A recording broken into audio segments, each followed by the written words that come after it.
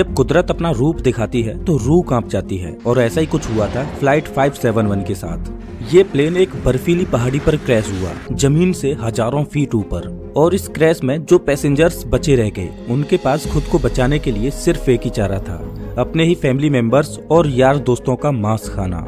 Flight 571 की कहानी, चाहे इसे आप दुनिया का सबसे बड़ा चमत्कार कहो या मानव इतिहास की सबसे बड़ी क्रूरता, लेकिन इस कहानी को सुनकर आपकी रूह कांप जाएगी। ये दिल दहला देने वाली कहानी शुरू होती है 12 अक्टूबर 1972 को। साउथ अमेरिका के यूरुग्वाई देश से एक चार्टर्ड प्लेन उड़ान भरता है जिसको चिली देश की राजधानी सैंटियागो में पहुंचना है। इस प्लेन में बैठे हैं रग्बी प्लेयर्स और उनका मैच देखने जा रहे हैं उनके फैमिली मेंबर्स, उनके रिलेटिव्स और उनके यार दोस्त। इस प्लेन में टोटल 45 पैसेंजर्स हैं जिनमें 9 क्रू मेंबर्स हैं। ये फ्लाइट 3 घंटों में अपनी डेस्टिनेशन पर पहुंच जाएगी, लेकिन रास्ते में इसको एंडीज की पर्वतमालाओं को पार करना होगा। लेकिन दुर्भाग्य से आगे चलकर मौसम खराब मिलता है। इस वजह से इस फ्लाइट को रास्ते में ही अर्जेंटीना के मेंडोजा शहर में लैंड कराया जाता है। ये फ्लाइट रात भर वहीं रुकती है और अगले दिन यानी 13 अक्टूबर को उड़ान भरने के लिए तैयार होती है। लेकिन परेशानी ये है कि अभी भी मौसम खराब है। लेकिन अच्छी बात यह है कि इस फ्लाइट का जो पायलट है वो इस रूट से पहले भी 29 बार उड़ान भर चुका है। इस वजह से उसे पूरा आइडिया है कि इन एंडीज की पहाड़ियों को कैसे पार करना है। पायलट के कॉन्फिडेंस की वजह से ये फ्लाइट 13 अक्टूबर को दोपहर के 2:18 पर फिर से उड़ान भरती है।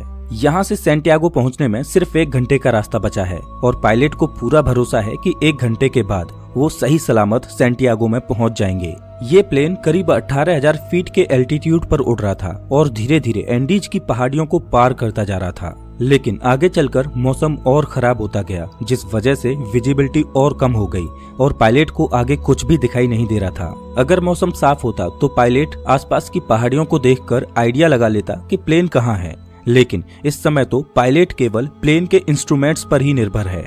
अब क्योंकि पायलट को पता था कि वो 1 घंटे में सैंटियागो पहुंच जाएंगे, इसीलिए वो अपनी लोकेशन का रफ आकलन करता रहा और 1 घंटे के बाद जब उसे लगा कि उसने एंडीज की पहाड़ियों को पार कर लिया है तो उसने सैंटियागो एयरपोर्ट पर एटीसी से प्लेन को लैंड कराने की अनुमति मांगी। एटीसी ने पूछा कि क्या आपने एंडीज की पहाड़ियों को पार कर लिया है? तो पायलट ने कहा कि हाँ, उन्होंने एंडीज की पहाड़ियों को पार कर लिया है। एटीसी भी पायलट द्वारा दी गई लोकेशन पर ही निर्भर थी, तो एटीसी ने प्लेन को लैंड कराने की परमिशन दे दी और पायलट से कहा कि आप प्लेन को 11,500 फीट के एल्टीट्यूड पर ले आओ। 3:21 पर पायलट प्लेन के एल्टीट्यूड को धीरे धीरे घटाने लगा। जैसे ही प्लेन नीचे आता है तो पायलट को दिखाई देता है कि अभी तो एंडीज की पहाड़ियां ही चल रही हैं और सामने एक बहुत बड़ी चट्टान है। जल्दी से पायलट प्लेन को फिर से ऊपर उठाने की कोशिश करते हैं, लेकिन अब बहुत देर हो चुकी थी। प्लेन को ऊपर उठाते उठाते प्लेन का पिछला हिस्सा पहाड़ी से टकरा जाता है और वो टूटकर अलग हो जाता है। प्लेन का पिछला हिस्सा खत्म होने की वजह से पीछे की जो सीटें थीं वो यात्रियों सहित हवा में उड़ जाती हैं और 3 पैसेंजर्स हवा में ही उड़कर खत्म हो जाते हैं। इस टकराव में प्लेन का राइट विंग भी टूट चुका था, जिस वजह से प्लेन डिसबैलेंस हो जाता है, जिस वजह से उसकी दूसरी विंग भी पहाड़ी से टकराती है और वो भी टूट जाती है। अब केवल प्लेन का फ्रंट पार्ट ही बचा था जो 350 किलोमीटर प्रति घंटे की रफ्तार से नीचे ग्लेशियर में टकराता है।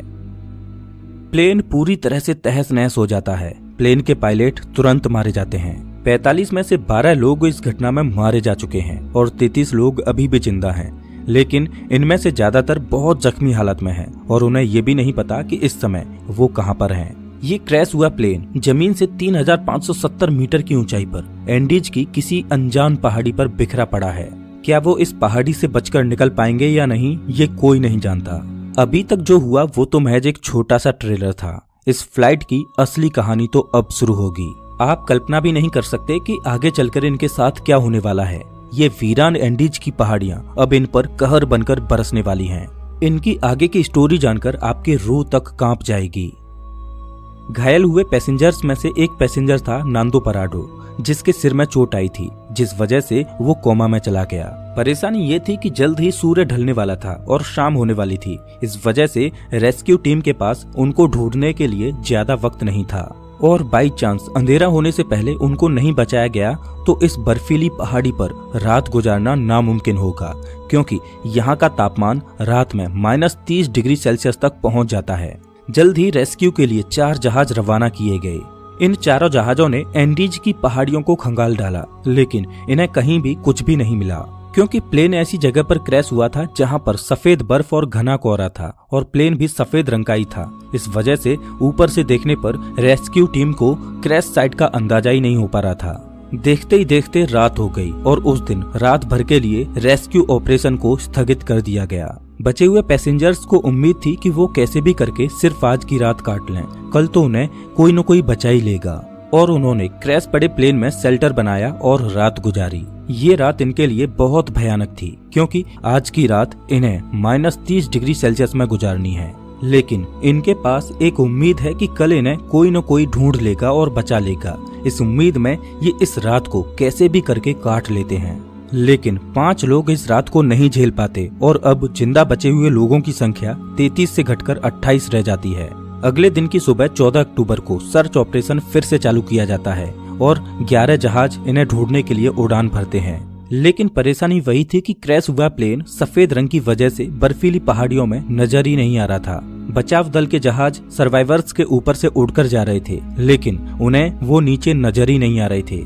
इस वजह से सर्वाइवर्स ने बचाव दल को सिग्नल देने के लिए प्लेन के ऊपर लिपस्टिक से SOS लिखने की कोशिश की, लेकिन उन्हें रियलाइज हुआ कि इतना बड़ा SOS लिखने के लिए लिपस्टिक काफी नहीं थी। इस वजह से उन्होंने अपने सूटकेसेज से बर्फ पर एक बड़ा सा क्रॉस बना दिया ताकि वो आसमान से बचाव दल को साफ साफ दिखाई दे सके।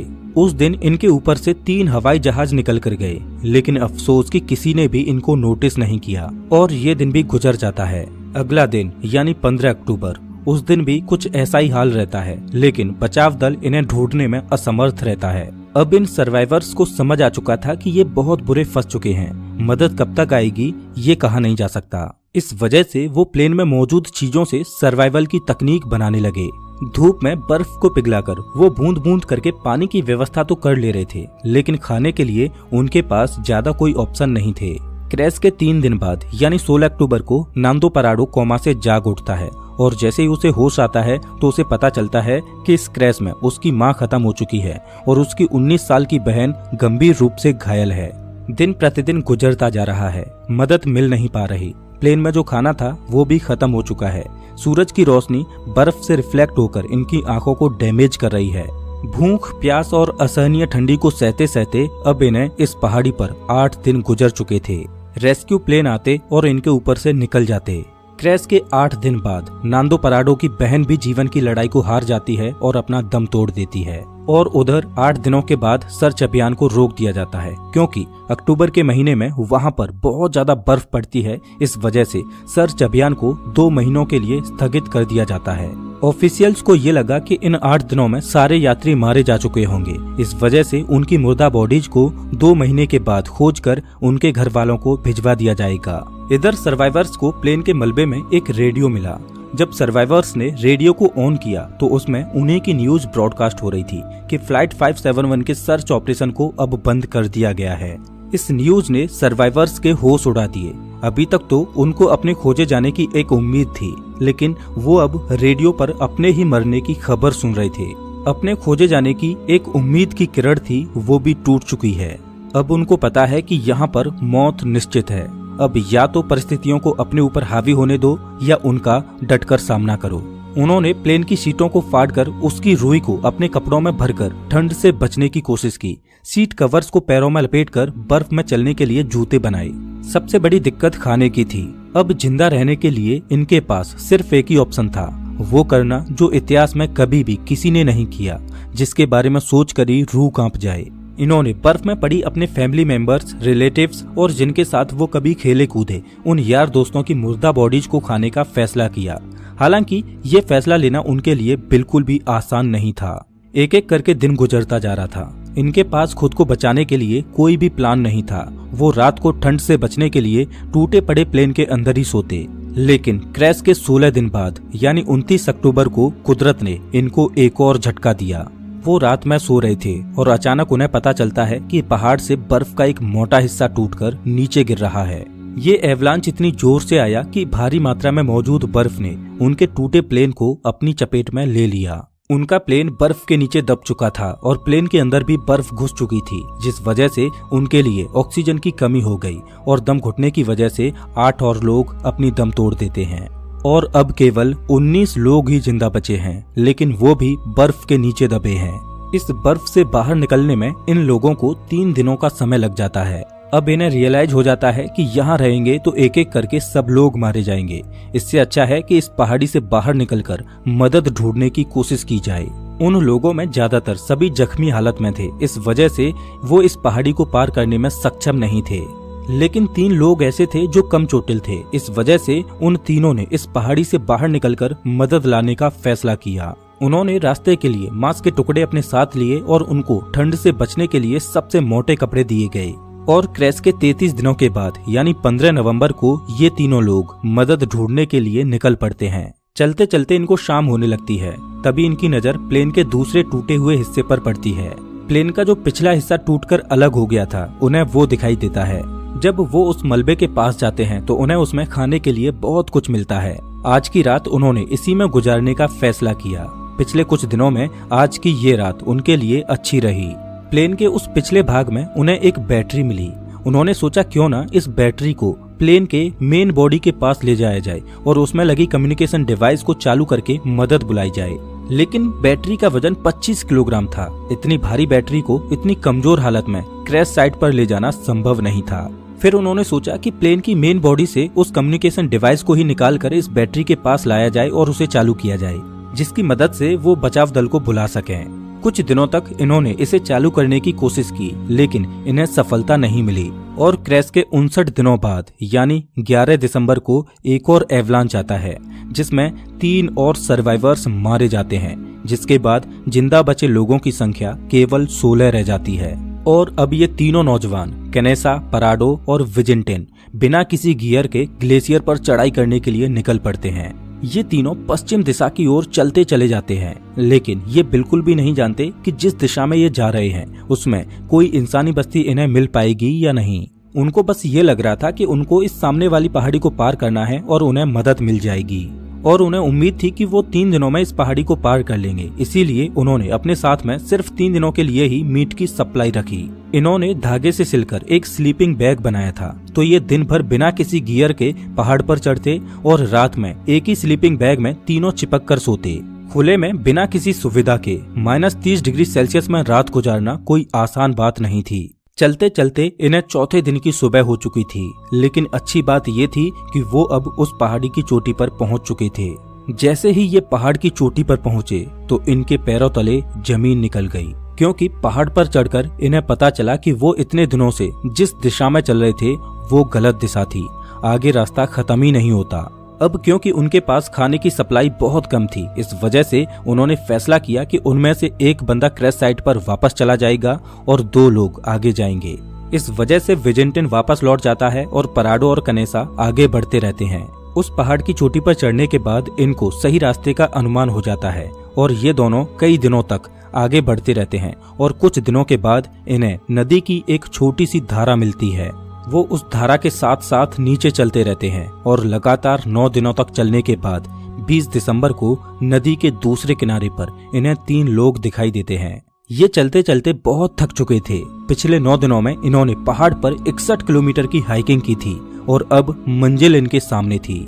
इन्होंने उनसे मदद की गुहार लगाई, लेकिन वो लोग टुमारो बोलकर चले गए। उस दिन उन्हें कोई मदद नहीं मिल पाई, लेकिन अगले ही दिन वो विलेजर फिर से वापस आया और एक पत्थर में कागज और पेन लपेटकर नदी के दूसरे किनारे पर फेंका। नांदो पराडो ने पेन और कागज को उठाकर जो भी घटना घटी थी उसके बारे में सब कुछ लिख दिया। जब उस विलेजर ने उस पेपर को पढ़ा तो वो सब कुछ समझ गया, क्योंकि उसे पता था कि इन पहाड़ियों में कुछ दिन पहले प्लेन क्रैश हुआ था और उस एरिया में भी पूछताछ के लिए लोग आए थे।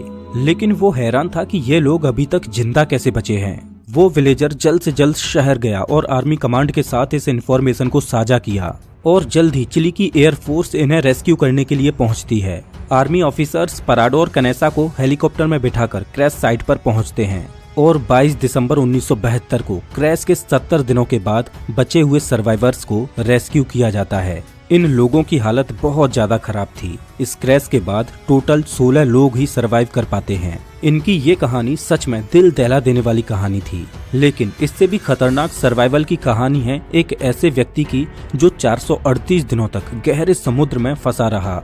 बीच पैसिफिक ओशियन में एक छोटी सी नाव उसका घर थी, खुला आसमान जिसके नीचे उसे दोपहर की तेज धूप और रात की ठंडी को सहना था। एक अकेला व्यक्ति वीरान समुद्र में 438 दिन यानी 14.5 महीनों तक अकेला मदद की आस लगाए भटकता रहा।